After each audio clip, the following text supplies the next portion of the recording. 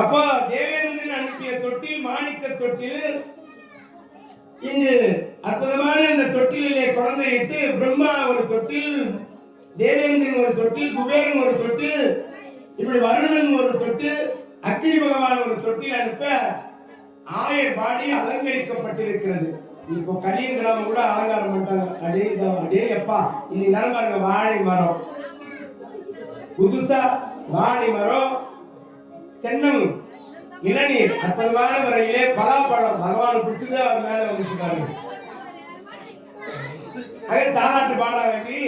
மாணிக்கம் கட்டி வைரம் இழை கட்டி, மாணிக்கம் கட்டி வைரம் இழை கட்டி, ஆணி பொன்னால் செய்த வண்ண சிறு தொட்டு, ஆணி பொன்னால் செய்த வண்ண சிறு தொட்டு, தேனி உனக்கு பிரம்மன் வீடு தந்தான், தேனி உனக்கு பிரம்மன் வீடு தந்தான், மாணி குரலானே தாரேலோ, மாணி குரலானே தாரேலோ, மையம் அளந்தானே தாரேலோ, மையம் மாணி குரலானே தாரேலோ, மாணி குரலானே தாரேலோ, மையம் அளந்தானே தாரேலோ, மையம் அளந்தானே தாரேலோ, மாணி குரலானே தாரேலோ, மாணிக்கம் கட்டி வைரம் ஏழை கட்டி, ஆணி பொன்னால் செய்த வண்ண சிறு தொட்டு,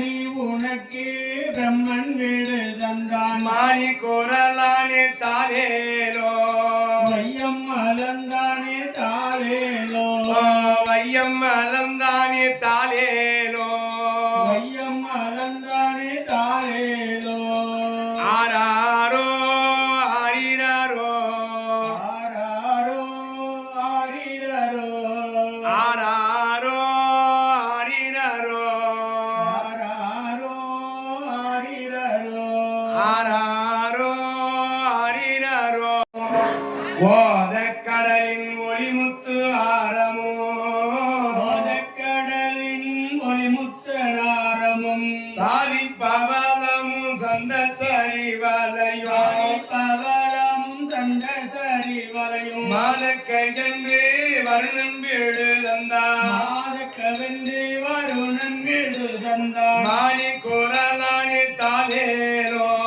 ஜோதி சுடர் முடியாய் தாரேலோ, ஜோதி சுடர் முடியாய் தாரேலோ, சுந்தர தோழனே தாரேலோ, சுந்தர தோழனே தாரேலோ, ஜோதி சுடர் முடியாய் தாரேலோ, ஆராரோ ஆராரோ ஆரிரரோ,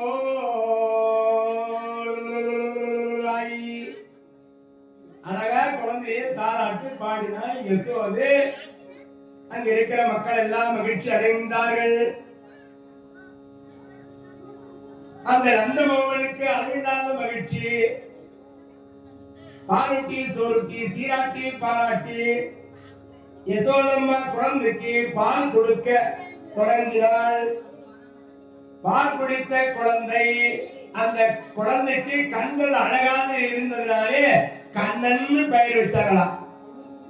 கண்களே அழகா இருக்கலாம் குழந்தைக்கு. சிலருக்கு கண்ணு அழகா இருக்கும், சிலருக்கு பொட்டு கண்ணு இருக்கும். அந்த குழந்தைக்கு கண்கள் அழகாக இருந்ததினாலே பால் கொடுத்தான். பால் கொடுத்த பிறகு பால் குடித்த குழந்தை எந்த நேரமும் அம்மா பால் கொடு,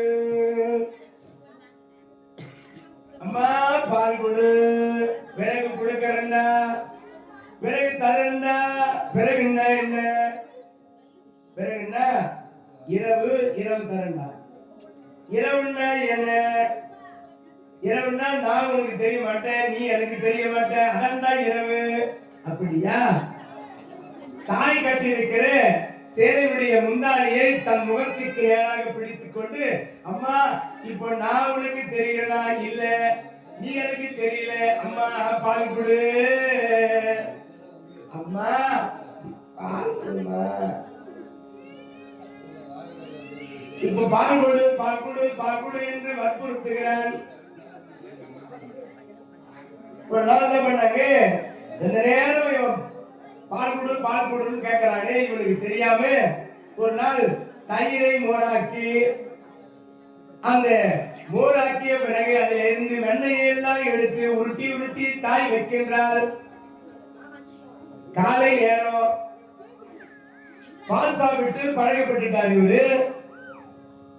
எப்பொழுதும் பால் கொடு பால் கொடுன்னு தொந்தரவு பண்றாரு. இவனுக்கு தெரியாம அந்த மோரை கடைந்து வெண்ணெய் எடுத்து உருட்டி உருட்டி தாய் வைக்கிறா. ஒருவேளை வெண்ணெய் சாப்பிட்டு பழகிட்டானா இவன் சும்மா இருக்க மாட்டான், கொல்லாதவன் தொல்லை பண்ணுவான்னு பிள்ளைக்கு தெரியாம சுவாமிக்கு தெரியாம உறக்கத்தில் இருக்கிற பொழுது வெண்ணெயை திறப்பா உருட்டி உருட்டி வச்சாங்களாம். தயார் பண்ணி சாமி எழுந்து பார்க்கிறார். அருகிலே வந்து, அம்மா என்ன இது? அம்மா சொன்னா, இது பூதம் தான். அப்படியா? இறைவன் நினைக்கிறானா பூதன்? நான் சொல்றேன், தீபம் எரிந்து கொண்டிருக்கிற தீபத்தை புஷ்னு பூதனாரா. இருட்டாய் போச்சு. அம்மா பார்த்தா, வந்தே வந்தே செல்லம் பட்டு ராஜா இருடா, எல்லாம் கடைஞ்சு போச்சுடா, இருடா போய் தீபத்தை ஏற்றி வரேன் அப்படின்னு எழுந்து போனாங்க. சுவாமி அங்கு வைத்திருக்கிற வெண்ணையை மொத்தம் எடுத்து வாங்கி விட்டுருந்தாருப்பா. எல்லா வெண்ணையும் சாப்பிட்டாரு. விளக்கேற்றிக் கொண்டு மீண்டும் வைத்தார்கள். உருட்டி வைத்த வெண்ணெய் காணோம்.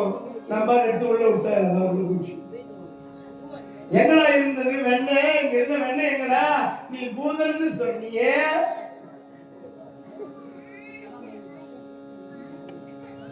இல்லடா வெண்ணெய் தான்டா. இல்ல நீ பூதன்னு சொன்னியே. பூதம் எங்கோ போயிடுச்சு. குழந்தையை ஏமாற்றான்னு தாய் நினைச்சா, சுவாமி இறைவனா இருக்கிறாரு, அவரை ஏமாற்ற முடியுமா? இப்படி ஒரு நாள் இந்த அம்மா யசோதா ஒரு ஜோசியரிடத்து, எனக்கு ஆண் குழந்தை பிறகுமா பெண் குழந்தை பிறகுமான்னு ஜோசியம் கேட்டாங்க. ஜோசிக்காரன் பார்த்தான், இதெல்லாம் அம்மா போச்சு. இந்த அம்மா முதல்ல ஆண் குழந்தை பிறகுமான்னு கேட்டாங்க. அதனால இவங்களுக்கு ஆண் குழந்தை மேலதான் விருப்பம் பழகுது, உங்களுக்கு ஆண் குழந்தை தான் பிறக்கணும்னு சொல்லிட்டான். இந்த அம்மா ஆண் குழந்தைக்கு தேவையான எல்லா நகையும் வாங்கி வச்சுட்டாங்க. நெத்தி சுட்டி, கழுத்துக்கு ஆரம், இப்படி என்னென்ன குழந்தைகளுக்கு பிடிக்குமோ அந்த நகைகள் எல்லாம் சிறப்பான முறையில நகையை வாங்கி வச்சுட்டாங்க. ஒரு ஆண் பிள்ளைக்கு போடக்கூடிய எல்லா நகையும் வாங்கி வச்சுட்டாங்க. அதே மாதிரி நந்தகோவன் ஜோசியம் பார்த்தாராம். ஐயா, எனக்கு பெண் குழந்தை பிறகுமா ஆண் குழந்தை பிறகுமா? ஜோசிகாரன் பார்த்தான். ஓ, இவருக்கு பெண் குழந்தை தான் போறது விருப்பம் பழகுது, அதனால பெண் குழந்தை பிறக்கணும்னு சொல்லிட்டாங்க. ஆகையினால இந்த நந்தகோபன் என்ன பண்ணாரா, நிறைய பெண் குழந்தைக்கு தேவையான நகைகளை எல்லாம் வாங்கி வைத்தாராம். குழந்தை பிறந்தது. அந்த குழந்தைக்கு 2 பேருமாக நகையை போட்டு அலங்காரம் பண்றாங்களாம். சுவாமிக்கு நகைன்னா ரொம்ப பிடிக்கும். அலங்கார பிரியன்னு பேரு. எப்படி இருந்தாலும் அவர் தன்னை அலங்காரம் பத்திரத்துக்கு என்னென்ன வேலை பார்த்தாரு பாரு. கொஞ்ச நேரத்தில் இது இல்லைன்றியா அது வந்துடும், அது இல்லைன்றியா இது வந்துடும். அவர் தன்னை அலங்காரப்படுகிறதுக்கு என்னெல்லாம் தேவைப்படுமோ அந்த இடத்தை அவர் எல்லாத்தையும் மாத்திப்பார். நம்ம நினைச்சு பார்த்தோமா இது போல ஒண்ணு நடக்குன்னு பாருங்க. செல்வ சீமான் தொட்டிலிட்டு தாலாட்டு பாடி அந்த குழந்தைக்கு எல்லா நகையும் போட்டு மகிழ்ச்சி அடைந்தார்கள். தத்து தவழ்ந்து செல்கிறார்கள். எதை கேட்டாலும் வாங்கி கொடுக்கிறாங்க. சுவாமி ஒரு நாள் தத்து தவழ்ந்து போகிற பொழுது அவருடைய நிழல் அந்த உருவ நிழல்ல தெரியுதான். அம்மா இது யாரு? யசோதா பார்த்தா. அது ஒரு கிருஷ்ணன். அது ஒரு கிருஷ்ணனா? அந்த கிருஷ்ணன் எனக்கு வேணும். எதை கேட்டாலுமே வாங்கி தரீங்க. அந்த கிருஷ்ணன் எனக்கு வேணும். உன் உடம்பின் நிழல்தான் உருவமாய் தெரிகிறது, அதை எப்படி நான் உனக்கு வாங்கி கொடுக்க முடியும் அப்படின்னு தாய் வருந்தராரா. வருந்ததை பார்த்து இறைவன் மகிழ்கிறாரா. எதை கேட்டாலும் வாங்கி தரவில்ல. ஒரு நாள் என்ன நடக்கிறதா, எந்த நேரம் வற்புறுத்துகின்றால் வற்புறுத்தி பால் வேணும் பால் வேணும் அப்படின்னு அழுகிறாரு சுவாமி. ஒரு நாள் எதிர் விட்டு மாமி கிட்ட போய் நின்றுட்டாங்க. கண்ண காசு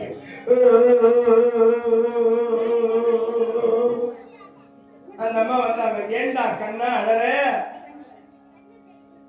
அந்த எதிர்ட்டு மாமி பார்த்தா, ஏண்டா கண்ணா அழறு? அம்மா பால் கொடுக்க மாட்டேன், அம்மா பால் கொடுக்க மாட்டேன். பால் கொடுக்க மாட்டேன்னு சொல்லிட்டா, வந்து நான் கொண்டு வரேன்டா உங்களுக்கு பால்னு வீட்டுக்குள்ள போனாரு. என்ன பண்ணார் சாமி? தோட்டத்து வழியா போய் யாருன்னு தெரியாம அங்கு வெண்ணையை உருட்டி வைத்திருக்கிற வெண்ணையை ஒரு அபேஸ்படுத்தி விட்டார். வந்து தெரியாம மறுபடியும் மீண்டும் இருக்கிறாங்க. மாமி வந்தா பாலை தந்து கொடுத்தா அந்த பாலையும் குடிச்சுட்டு திரு நோய்கிறாரு. அவங்க உள்ள போய் பார்த்தா வெண்ணையை காணும். சாமி என்ன திருவிளையாடல் பண்றாரு பாரு. அப்ப வெண்ணெய் திருடுகிறார்கள் என்று சொன்னால் அதற்கு அர்த்தம் அதானா?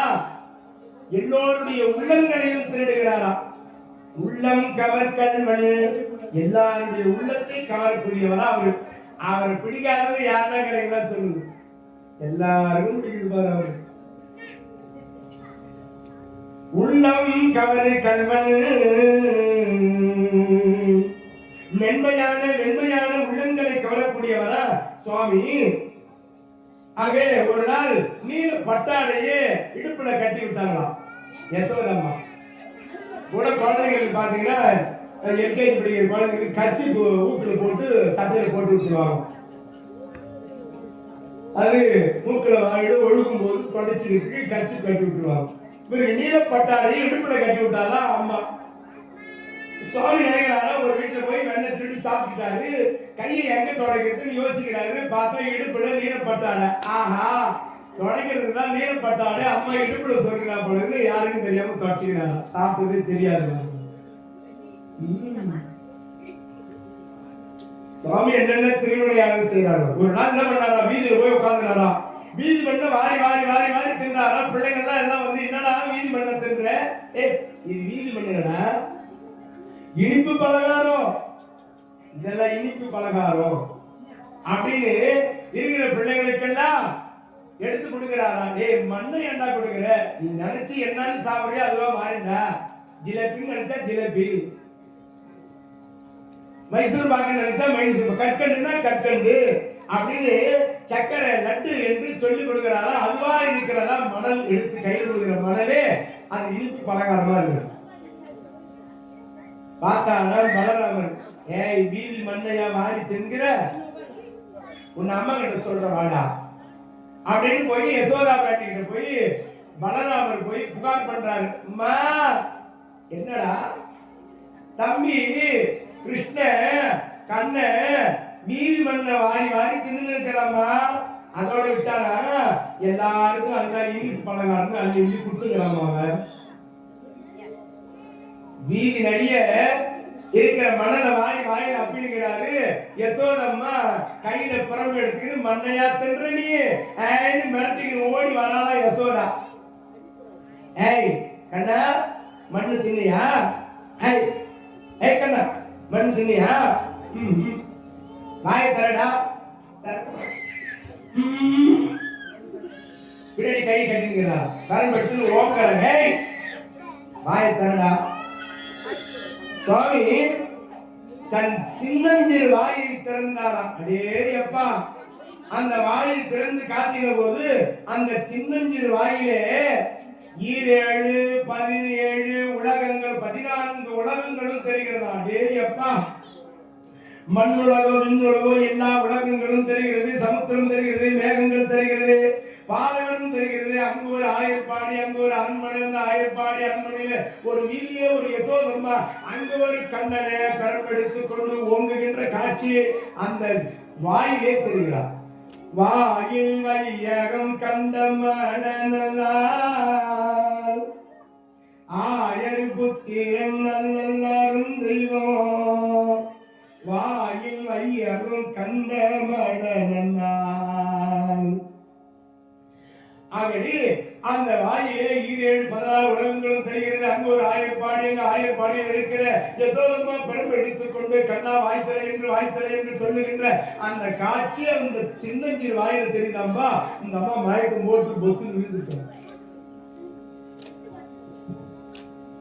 சுவாமிதான் வந்து திருவவதாரம் செய்திருக்கிறார் என்கின்ற நிலையை சுவாமி அந்த அம்மாவுக்கு நினைவில் வராதபடி செஞ்சுட்டாங்களா.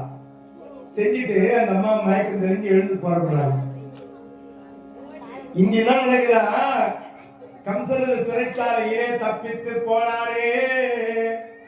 இந்த கம்சன் பார்த்தா ஆயர்பாடியிலே ஒரு குழந்தை கூட இருக்கக்கூடாது, அத்தனை குழந்தைகளை கொன்றுவிட வேண்டும். ஆயர்பாடிக்கு சென்றிருக்கின்றாரே, அந்த குழந்தையை கொன்றுவிட வேண்டும். ஆயர்பாடிக்கு கம்சனால போக முடியாது. என்ன காரணம்? பாகவதர்கள் சாபம்.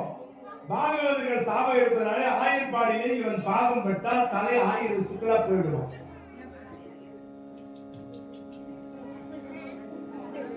அந்த நாளும் தயாராயிடுச்சு. நான் எப்ப விடுவாருன்னு தெரியல.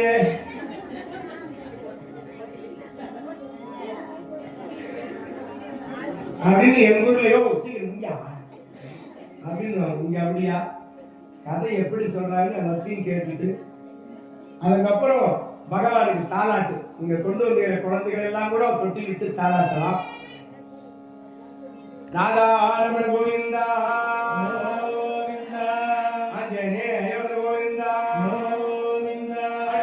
சாபம் இருப்பதனாலே கம்சன் வரமாட்டான். எப்படி அந்த குழந்தையை அழிப்பது என்பதற்காக பூதகி வந்தால் நான் கொன்று விடுகிறேன் ஆயர்பாடி சென்று என்று பூதகி கம்சனிடத்தில் வழிபட்டு ஆயர்பாடிக்கு ஒரு அழகுடைய பெண்ணாக மாறி ஆயர்பாடிக்கு போறாம்பா பூதகி ஆகும். அழகான பெண் வடிவத்தை எடுத்து அங்கே ஆயர்பாடிக்குள்ளே வீதிகளிலே நுழைகின்றால். அந்த வீதியிலே நுழைகிற பொழுது தோட்டத்திலே இருக்கின்றால். நடுக்கூடத்திலே ஊஞ்சலிலே பகவான் குழந்தையா இருக்கிறாரா? அங்கே ஊஞ்சல்ல அருமையா அவர் உட்கார்ந்துகிறார். இந்த அம்மா பூதிகையாகப்பட்டவள் ஒரு பெண் வடிவத்தை எடுத்து அழகிய பெண் வடிவாக எடுத்து போய் அந்த அம்மா யசோதா இடத்துல பேச்சு கொடுக்கிறாங்களா? அம்மா, நான் பக்கத்து ஊரம்மா, எனக்கு குழந்தை இப்பொழுதுதான் பிறந்தது. என் கணவனிடத்திலே சண்டை செய்த காரணத்தினாலே என் கணவனை விட்டு பிரிந்த வேகத்திலே கை குழந்தை பால் குழந்தை விட்டுட்டு வந்துட்டேன். என் மார்பகம் கட்டி இருக்கிறது. இவகிட்ட குழந்தை ஒண்ணு இருக்கலாமே, அந்த குழந்தைக்கு தான் பால் கொடுத்துருவேன் அப்படின்னா பூதகி. இப்போ யசோத பார்த்தா, ஓஹோ மா, அப்படிலாம் இங்க யாரும் குழந்தைலாம் கிடையாது. ஏன்னா சும்மா சொல்லியிருப்பாங்க, சுவாமி ஊஞ்சல்ல படுத்துக்கிறாரு, நாம ஊஞ்சல் எங்கதான் இருக்கிறோமே, ஏன் அம்மா போய் சொல்றா, நம்ம இல்லைன்னு சொல்றாங்க அழுகுறாராம். இவ தோட்டத்துல இருந்தவோ அவளுக்கே தெரியாமல் அந்த யசோதா வீட்டுக்குள்ளே நுழைந்து அழுது கொண்டிருக்கிற குழந்தை, உண்மையாக அழுது கொண்டிருக்கிற குழந்தைய பால் கொடுக்கலான்னு வரான். சுவாமி நினைக்கிறான், இவள் விஷம் கலந்த பாலை கொடுத்து இந்த குழந்தையை கொல்ல வேண்டும் என்று முதலிலே பாலிலே விஷத்தை கலந்தவன் இவதான். பால்ல விஷத்தை கலந்தது யாங்க? முதல்ல பால்ல விஷத்தை கலந்தான் இந்த பூதகி. உங்களால தண்ணி கலந்துதான் விற்க முடியும். அப்படி விஷம் கலந்த பாலை இந்த குழந்தைக்கு கொடுக்கணும்னு நினைச்சு குழந்தையை எடுத்தால், தன் மார்பை திறந்தால் பகவான் பரிசம் வந்த இதழானது அவருடைய பாலை உண்பதற்காக பாலை குடிக்கின்றார். பகவான் பால் குடிக்க தொடங்குகிறார். பாலை மட்டும்தான் குடிக்கிறார். என்று உதிரத்தோடு அவள் உயிரையும் சேர்த்து குடித்தார். அந்த பூதகியானவள் அப்படியே விழுந்தாலா, பால் குடித்த உடனே ஆடு பெருத்த சத்தத்தோடு அவள் உடம்பு பெரிய வடிவத்தோடு வந்து விட்டதா. என்னடா குழந்தை, சாமி தெரியாத போய் மீண்டும் பத்தினாரா, தொட்டியில போய் மீண்டும் பத்தினார். படுத்து கொண்ட பிறகு தோட்டத்தில் இருந்து யசோதா ஓடி வரா, குழந்தை குழந்தை குழந்தை, என்னடாச்சு என்னடாச்சு வந்து பார்த்தா பெரிய பூதகியினுடைய உடம்பு. எப்பா, அந்த பூதகியினுடைய உடம்ப வெளியே கொண்டு வர முடியா, துண்டு துண்டாக வெட்டி வண்டியில வச்சு கொண்டு போய் சுடுகாட்டில் எரித்த பொழுது அந்த பிணத்தினுடைய புகை வாசனை நறுமணமா வீசுதா. பிணத்தை எரிக்கும் போது வாசனையா வரும், நறுமணம் வருதான். ஏன்? பரிசா பகவானுடைய பரிசம் பட்டதினாலே. அவருடைய செவ்விதழ் அந்த பெண்ணுடைய மார்பிலே பட்டதினாலே உடம்பே மணக்கின்றதா. அப்படி அந்த பூதையினுடைய கதையை முடித்தார். ஒரு அம்மா நாவல் பழம் விற்கிறவங்க அந்த ஆயர்பாடியிலே யசோதா வீட்டு தெருவழியாக நாவல் பழத்தை விற்று கொண்டு வருகிறார்கள். கூட நிறைய நாவல் பழம். பிள்ளைகளுக்கு நாவல் பழம்னா ரொம்ப பிடிக்கும். நிறைய நாவல் பழம் விரும்புவாங்க. இப்ப அந்த காலத்தெல்லாம் ஒரு பொருளை கொடுத்து பொருளை வாங்கலாம், பண்டை மாற்று முறை. அப்போ சுவாமி என்ன பண்ணாரா, நெற்களஞ்சியத்துல கை வச்சு கை நிறைய நெல்லை அள்ளின்னு இடிக்கிட்டு வராரா. தெருவில் நாவல் பழம் வச்சுக்கிற அந்த பெண்ணிடத்தில் வருகிற பொழுது இந்த நெற்கறிகள்லாம் வச்சுக்கிட்டு நாவல் பழம் கொடுன்னு கேட்கிறாரா சுவாமி. கையை விரித்து பார்த்தா விரல் சந்தையில எல்லா நெற்கறிகளும் கீழே கொட்டிச்சு. 1-2 தான் இருக்கு. அவன் பார்த்தாலாம், அண்ணே உன் அழகிற்காகவே எல்லா நாவல் பழம் கொடுக்கணும்னு தோணுது அப்படின்னு கொஞ்சம் பழத்தை எடுத்து கொடுத்த உடனே அவர் பகவான் சாப்பிட்டாரா, இன்னும் கொடுன்னு கேட்கிறாரா. உனக்கு இந்த கூடையில் இருக்கிற அத்தனை நாவல் பழத்தையும் கொடுக்கிறேன் என்று சொல்லி அத்தனை நாவல் பழத்தையும் கொடுத்து பகவான் நல்லா திருப்தியா சாப்பிட்டாரா. அவர் சாப்பிட்ட அத்தனை இந்த நாவல் கொட்டைகளும் பொன்னாக வைடூரியங்களாக நவரத்தினங்களாக கூடையில் இருக்கலாம். ஒரு காலத்திலே அந்த நாவல் பெண்மணி பகவானை நோக்கி தவம் செய்வதற்கு காரணமாக இந்த நாவல் பழம் எல்லாம் செல்வங்களாக மாற்றி கொடுத்து அனுப்பினார். பாருங்க, பகவானுக்கு எவ்வளவு பெரிய உள்ளம். ஒரு நாள் என்ன பண்ணாரா, யசோதம்மா ஒரு வெண்ணையை உருட்டி கிண்ணத்தில வைத்து பகவான் கண்ணனின் பெருமாளுக்கு ஒரு கிண்ணத்திலையும் பலராம சக்கரவர்த்திக்கு ஒரு கிண்ணத்திலையும் கொடுத்தாரா.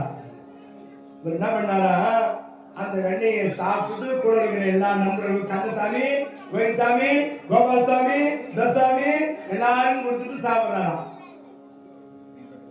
சாப்பிட்டு முடிச்சுட்டு கிண்ணம் காலி ஆயிடுச்சு. அண்ணன் மெதுவா வச்சு சாப்பிட்டுக்கிறாரு. அண்ணா அண்ணா அண்ணா அந்த வெண்ணெய் கொடுறா. கொடுக்க மாட்டேன், எனக்கு வேணுங்க. அம்மா உனக்கு தான் கொடுத்தா, எனக்கு தான் கொடுத்தா, நீ திருட்டு எல்லாருக்கும் வேற கொடுத்துட்டே உட்பட அது கிடையாது. டே அண்ணா கொடுறா. சரி கொடுக்க மாட்டியா? உனக்கு எனக்கும் ஒரு பந்தயம். என்னடா பந்தயம்? பந்தயத்துல நீ தோத்துட்டா கிணத்துல வச்சுக்கிற வண்டியை எல்லாத்தையும் எனக்கு கொடுத்துடணும். சரி, என்ன தெரியுமா பந்தயம்? நான் கண்ணை மூடின்னு செய்யற வேலைய நீ கண்ணை திறந்துன்னு செய்யணும். என்னடா பெரிய விஷயமாது? என்னடா செய்ய போற? நீ கண்ணை மூடின்னு செய்யறதே நான் கண்ணை திறந்துன்னு செய்யணும், அவ்வளவுதானே? ஆமா. பந்தயத்துக்கு ஒத்துக்கிறியா? தோத்துட்டா கிணத்துல இருக்கிற வண்டிய எனக்கு கொடுத்துடணும். சுவாமி என்ன பண்ணாரா, நடு வீதியில போய் 2 கைகளால மணல் அள்ளி கண்ணை மூடின்னு கெட்டியா மண்ணை கண்ணில் கொட்டாரா. கண்ணை மூடின்னு இவர் செய்யற வேலைய பலராமரு கண்ணை திறந்து செய்யணுமா. ஏய் இது வாடா பந்தயம். நீ கண்ணை மூடின்னு மண்ணை கொட்டினா உனக்கு என்ன ஆக போகுது? நான் கண்ணை திறந்து மண்ணை கொட்டினா என் கதை என்னோட ஆகுது அப்படின்னு தொழில் அடைஞ்சதை ஒப்புக்கொண்டு வெண்ணையை கொடுத்தாரா. அந்த வெண்ணையும் எல்லாருக்கும் கொடுத்துட்டு சாப்பிடுறாராம். என்ன சொல்றாரு சுவாமி? கொடுக்கணும் என்கின்ற எண்ணத்தை ஏற்படுத்துறாரா. குழந்தைகளுக்கு நாம சொல்லி கொடுக்கணும். எங்க போவாரு, இங்க கம்முன்னு தூண்டு உட்காந்து யாருன்னா கொடுத்துட்டு போற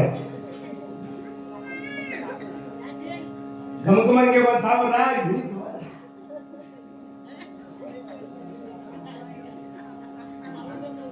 இங்கே சாப்பிட்டு வெளியே போ. துணிக்கு போ சொல்றவா இல்லையா? குழந்தைகளுக்கு கொடுக்கிற எண்ணத்தை நாம கற்றுக் கொடுக்கணும். கொஞ்சம் கொஞ்சமா கேட்கிற எண்ணத்தை உருவாக்குறதுனால கொஞ்சம் கேட்கலாமேன்னு வரீங்க காது. ஆனா அங்கதான் போய் உட்காந்து வந்தால் மைக்கிலே கத்தி நடக்கிறாரு. கொஞ்சம் கெட்டதா உட்காந்து என்ன சொல்றாரு கேட்கணும். கொஞ்சம் கொஞ்சம் மனசு எழுதி இருக்குது சார். நாளைக்கு இன்னும் ஒரு 100 பேர் வந்துருங்க. ஆளுக்கு ஒவ்வொருத்தரும் கொடுத்தாங்க போதும். நீங்க கிட்டத்தட்ட 100 பேர் கிட்ட வந்துருங்க. 100 போட்டாச்சு. 100 எண்ணி பாருங்க. 100 பேர் இருக்கு. நீங்க எண்ணி பாருங்க, கணக்கு சொல்லுங்க. தப்பா இருந்தா கேள்வி. ஆக இப்படி 16,000 பெண்களிடத்திலே இந்த பெண்கள்லாம் புகார் பண்றாங்களா.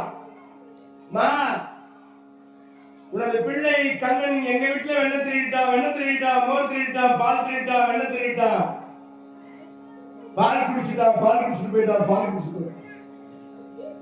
16,000 வீட்லயும் பால் குடிச்சிருந்தானா என் பிள்ளை அவ்வளோ பெரிய வயதா.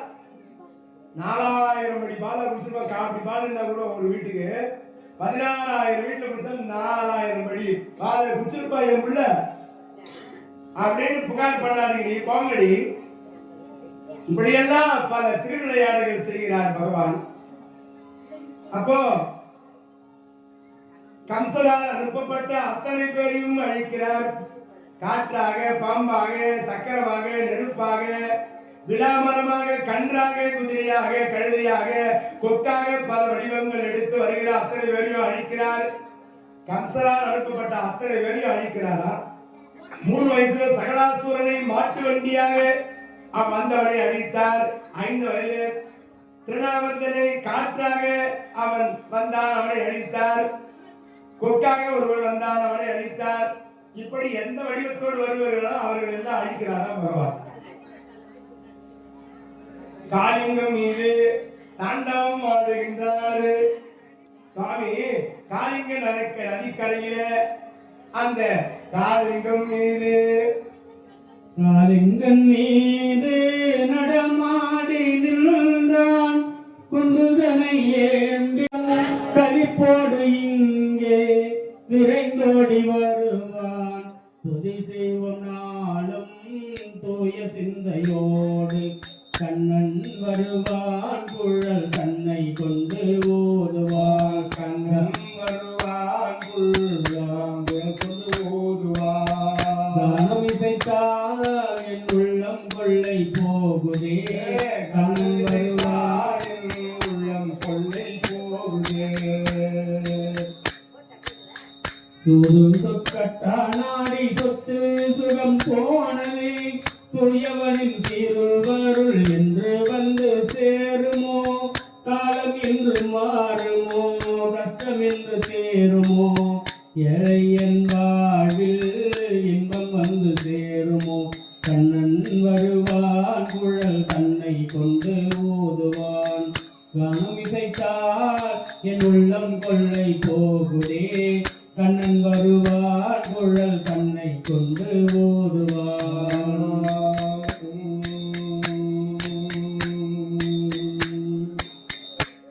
இப்படி காளிங்கம் மீது தாண்டவம் ஆடுகின்றார். எல்லாரும் யாதவர் பெருமக்கள் எல்லாம் இந்திர பூஜை செய்கிறாங்க. அந்த இந்திர பூஜையை தடுத்து எல்லாம் கோபால பூஜை செய்யணும்னு சொல்றாரு. இந்திர பூஜையை தடுக்கிறாரு. இந்திர பூஜையை தடுத்து கோபால பூஜை செய்யுங்க, கோவிந்த வழிபாடு செய்யுங்க, பொங்கல் வைங்கன்னு சொல்லும் பொழுது தேவேந்திரன் பார்த்தா, அடே கோபாலா நான் என்ன செய்கிற மாதிரி மழை பெய்கிறானா இடைவிடாமல். 7 நாள் மழை பெய்கிறாரு தேவேந்திரனாலே. அப்போ அந்த கோவர்தனைய சுண்டு வெள்ளாலே தூக்கி சுமந்தானா. அந்த யாதவ பெருமக்கள் எல்லாம் அந்த மலைக்குள்ள அடிவாரத்திலே தூக்கி பிடித்த போது அது குடையாக பிடிக்கிற பொழுது எல்லாரும் அதுல வந்து நின்றாங்களாம்.